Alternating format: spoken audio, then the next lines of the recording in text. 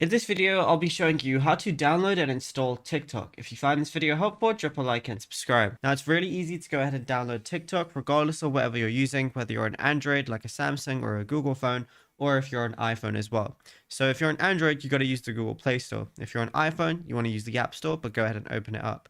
Then just go over to your search icon on both phones, go to search apps and games at the very top, and then type in TikTok.